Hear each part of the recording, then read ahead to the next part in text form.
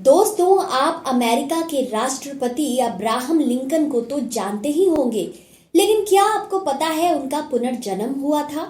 लोगों का मानना है उन्होंने चार्ल्स लिंडबर्ग के रूप में दूसरा जन्म लिया, क्योंकि दोनों में इतनी चीजें मैच करती थी कि कोई भी हैरान हो सकता था। तो चलिए जानते हैं विश्व इतिहास के सबसे शक्तिशाली इंसान के पुनर्जन्म की क्या कहानी है। इसमें कितना सच है या ये महज एक अफवाह है।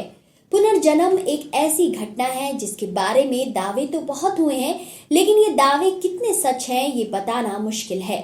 दरअसल पुनर्जन्म की घटना के पीछे प्रकृति के कर्म चक्र का रहस्य माना जाता है।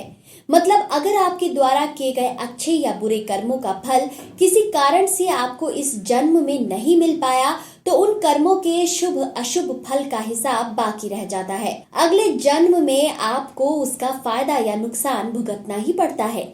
अब्राहम लिंकन ने अमेरिका के पहले राष्ट्रपति के तौर पर कई तरह की मुश्किलों का सामना किया। उस वक्त अमेरिका में अश्वेतों के साथ नस्ल भेद अपने चरम पर था। लिंकन को अश्वेतों के मानवाधिकारों की रक्षा करने के लिए जाना जाता है, लेकिन एक दिन अचानक अब्राहम लिंकन की हत्या हो जाती है।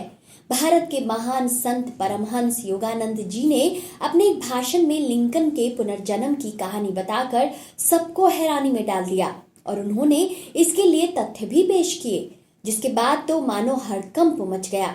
और जब दुनिया के बुद्धिजीवियों ने इसकी जांच की तो इस बात को सच पाया। स्वामी श्री परमहंस योगानंद के हिसाब से अब्राहम लिंकन के रूप में जन्म लेने से पहले लिंकन पूर्व जन्म में हिमालय में रहने वाले एक योगी थे, जो नस्ल भेद जैसे भेदभाव को दुनिया से खत्म करना चाहते थे। और इसी काम को पूरा करने के लिए उस महान योगी ने दूसरा जन्म अब्राहम लिंकन के रूप में लिया। लिंकन के रूप में वो नस्ल भेद के लिए अच्छा काम कर भी रहे थे, मगर अचानक हुई हत्या से उनके उस जन्म के अच्छे कर्मों का फल अधूरा रह गया था। इसीलिए कर्म चक्र का नियम फिर चला और अब्राहम लिंकन का पुनर्जन्म चार्ल्स लिंडबर्ग के रूप में हुआ।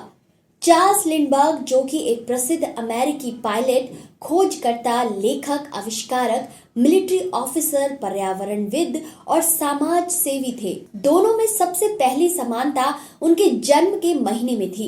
अब्राहम लिंकन का जन्म 12 फरवरी 1809 को हुआ था और चार्ल्स लिंडबर्ग का जन्म 4 फरवरी 1902 को हुआ था। चार्ल्स लिंडबर्ग 25 साल के थे तो कुछ ऐसा ही हुआ जिससे वह रातों रात गुमनामी के दौर से शोहरत के शिखर पर पहुंच गए। अमेरिकी इतिहास में चार्ल्स पहले ऐसे पायलट थे जिन्होंने पहली बार अमेरिका से पेरिस की यात्रा नॉन स्टॉप विमान चलाकर पूरी की थी। इस यात्रा की कुल दूरी 5800 किलोमीटर की थी, जिसे चार्ल्स लिंडबर्ग ने 33 घंटे 30 मिनट में पूरी की। इस कारनामे के लिए उन्हें अमेरिकी सेना का शीर्ष मेडल ऑफ ऑनर दिया गया। चार्ल्स और लिंकन में दूसरी समानता ये थी कि दोनों की लंबाई और वजन लगभग एक जैसे थे। दोनों की आंखों का रंग नीला था और हेयर स्टाइल एक जैसी थी। दोनों ही व्यक्ति खड़े होने पर थोड़ा सा आगे की ओर झुके रहते थे। पढ़ाई के मामले में भी दोनों ने ही डॉक्टर ऑफ लॉ डिग्री ली और दोनों को ही एक जैसी किताब पढ़ने का शौक था। दोनों को 26 साल की उम्र में ही प्यार हुआ और दोनों की प्रेमिका का नाम और उम्र एक ही था। दोनों की पत्नियां फ्रेंच भाषा बोलती थी और दोनों की शादी एकदम साधारण परिवार में हुई थी। लिंकन राष्ट्रपति थे, इसलिए व्हाइट हाउस में रहते थे, तो वहीं चार्ल्स लिंडबर्ग एक मशहूर आदमी थे और कई अमेरिकी राष्ट्रपति उनके दोस्त रहे। इसलिए चार्ल्स व्हाइट हाउस में आते जाते रहते थे। एक और समानता यह थी कि दोनों ने अपने जीवन का सबसे चर्चित भाषण एक ही जगह से दिया था।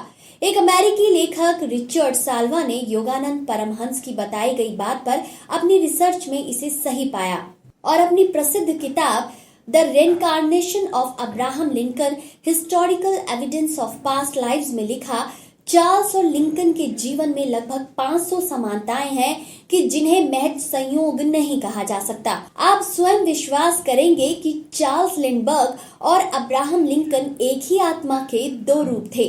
इन समानताओं की लंबी लिस्ट है। इसलिए अगर आप कम समय में यह जानना चाहते हैं तो YouTube पर कई वीडियो मौजूद हैं। तो दोस्तों, क्या आप भी मानते हैं कि कर्म चक्र नियम से लिंकन का पुनर्जन्म हुआ? क्या ऐसा होना संभव है या नहीं? हमें अपनी राय कमेंट करके जरूर बताएं।